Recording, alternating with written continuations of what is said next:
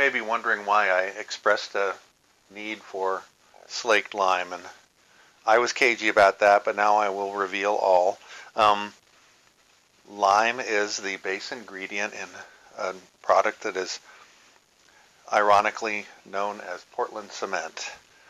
Normally, Portland cement is made by combining lime with clay and baking it at high temperatures in this rotating type steel kiln to get it up to about 1450 degrees. And what that does is it causes the calcium compounds in the lime to combine with the silicates that are in the clay, forming calcium silicates, which are the components of cement.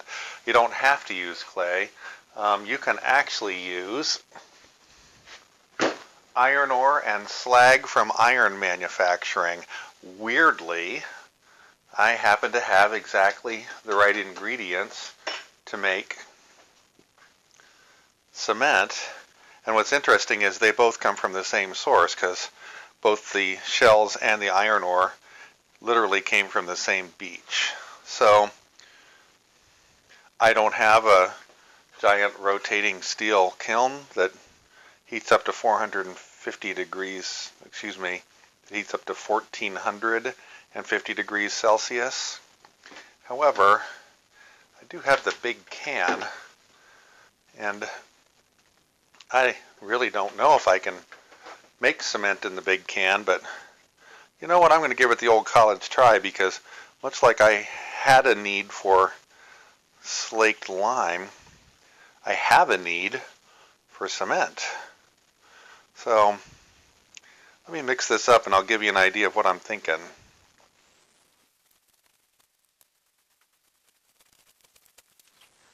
So just as a proof of concept, here's what I would call a casting cup. I don't have a giant rotating steel kiln. All I've got is the big can, but I can butter this cup up, fill it up with this mixture, and run it through the big can and see what comes out. That's a relatively straightforward process. So let's just fill a couple of these babies up. We'll send them through the big can, and I guess at that point, hope is our strategy. I don't want to just throw these in there because they'll probably explode, so they're going to spend a little time in the toaster oven just to make sure they're nice and dehydrated, and then we'll see what happens. Here are my first attempts at Portland cement. They've been in the oven at actually 450 for 2 hours. They're probably pretty well dehydrated enough that I'm happy to put them in the big can. Essentially what I'll do is drop them in now and leave them at the bottom. I'm into production mode on lime, and so I know how long it takes me to cook lime. I have no idea how long it takes me to cook cement, so I'm just going to drop these into the fire and leave them while I continue to cook lime, and just probably overcook them, but I don't want to undercook them and then be disappointed. That's at about 1,000.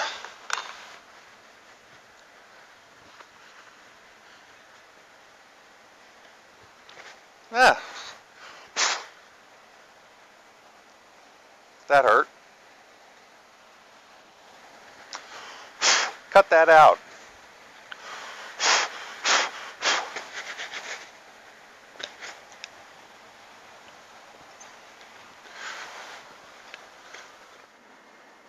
I'm pretty sure my first attempt to make cement's not going to work, and I'll show you why. Because rather than just getting it red hot, I melted it. I wonder what temperature it takes to melt cement.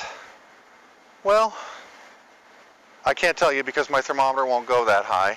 I'm going to try to pour some of it out. I don't know if I can. My guess is I'm not going to get cement out of it. See, that's glass. That right there, that's glass. That's interesting. Well, it's a glass. It's not really glass. But I made a glass. I may have to revive my interest in making glass. We'll let that cool, take a look at it. Let's see where we stand with the production of cement. I've gone into a full production mode now on slaked lime. I'm going to make about probably 2 more batches, which will approximately double this amount of slaked lime. It turns out that the production of cement is more difficult than I thought it would be.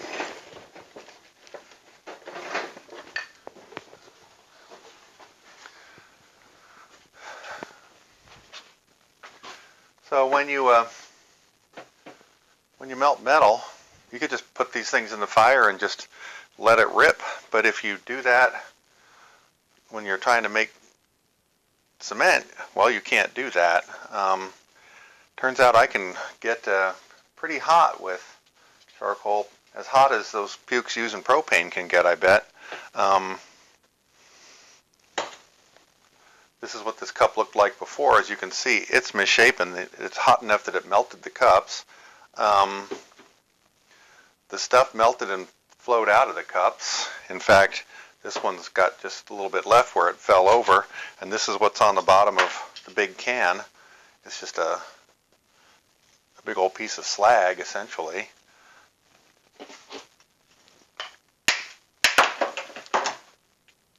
And it's glassy, and it looks like what I did in the smelter. In fact, some of it really is actual glass. So it's nice to know that I can get really hot. That's 1600 Celsius there.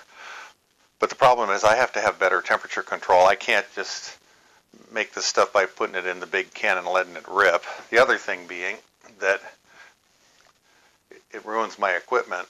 I think those two are permanent friends now.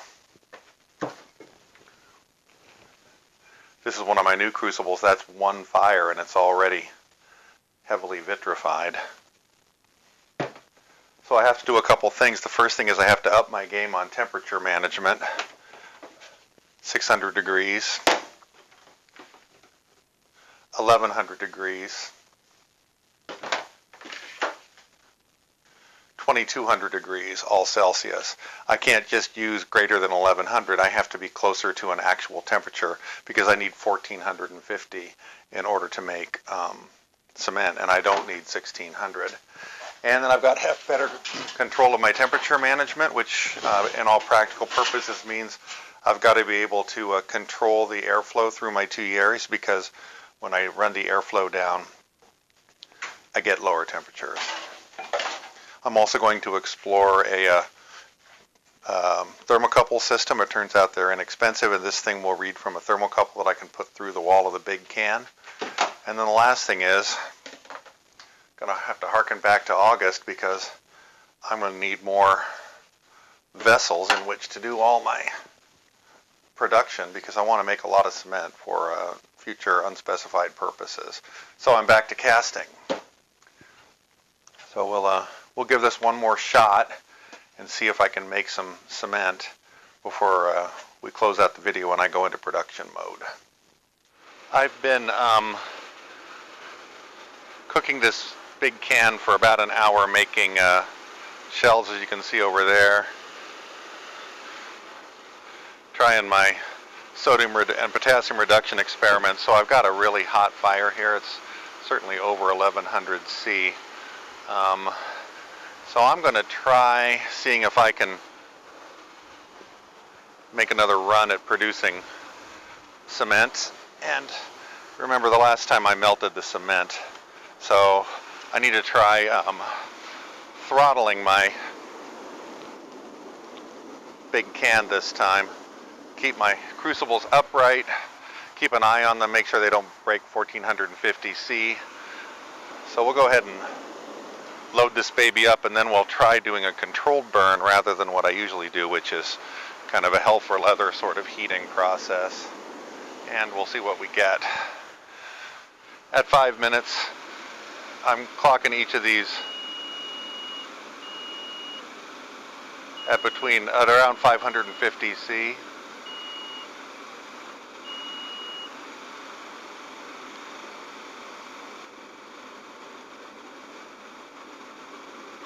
Yeah, they're all about the same temperature, 550 C. We'll see if we can, rather than just letting them get continuously hotter, we'll see if we can't figure out a way to make them plateau.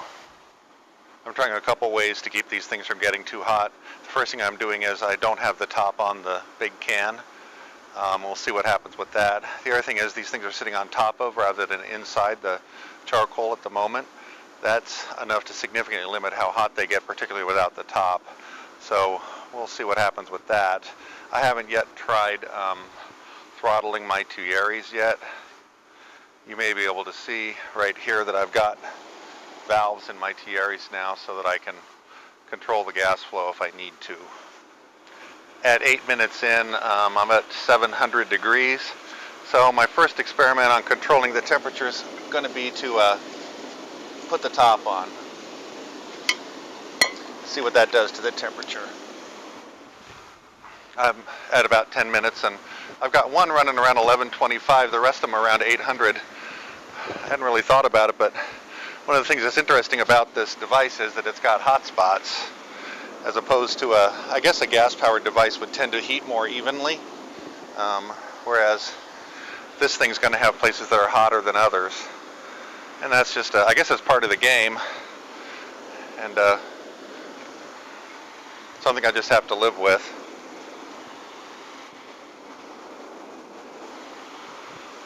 I have insufficient protective equipment to move things from one place to another. So at 15 minutes in, we're just hanging right there at 1050 to 1100 C. It may not actually be hot enough, but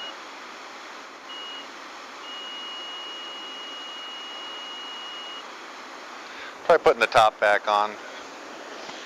They're all red hot. That's what it says you have to do, but I think it needs to be redder. I'm at 20 minutes, and I think I got my temperature monitor so hot that I broke it. We'll see. We'll let it cool off. That's a good number, or that's a good color there. Not melted yet, so I suspect I've done a good job getting a temperature I was looking for. A couple of these have descended so far into the fire that I'm actually getting concerned that they're going to get too hot. So, like that one. I think I might have gotten that one too hot. It's starting to run around the edges. I'm going to go ahead and try throttling my airflow a little bit here in order to maybe not get these things quite so hot. So at 22 minutes, they're all about 1050 to 1100. I feel much better about that number. I don't think they're likely to turn to glass at that temperature. Probably just let them go for a little bit longer, then pull them out and see what I got. Here's what I get out of my cement producing operation.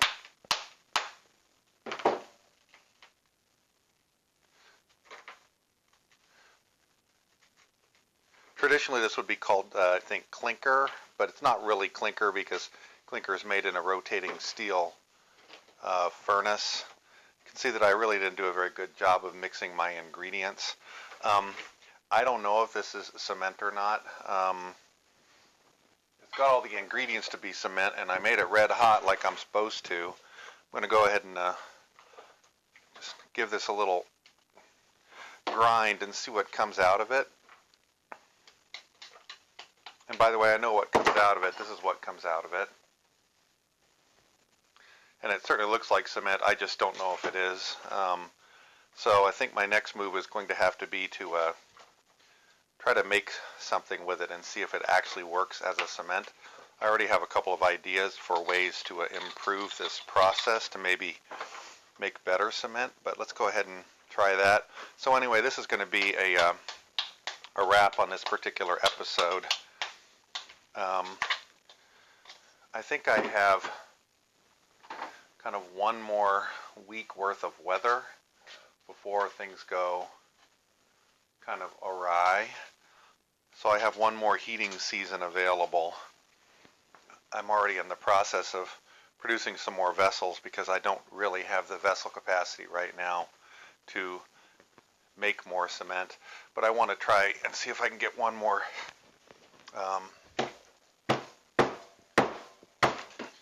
one more heating session out before the season collapses. Plus, I did look it up. I introduced you to the little can almost exactly 8 months ago, and to the big can almost exactly 7 months ago. And frankly, I've already relined the little can once, and the big can is starting to look very much the worse for the wear. So I'm going to need to spend the season of inclement weather letting the big can recover, giving it a reline and so on. So that's kind of where I stand going into the winter season here. I'd like to thank you for watching, ask you to like and subscribe if you want. Of course, you don't have to. Tell your friends again if you want, and of course, you don't have to.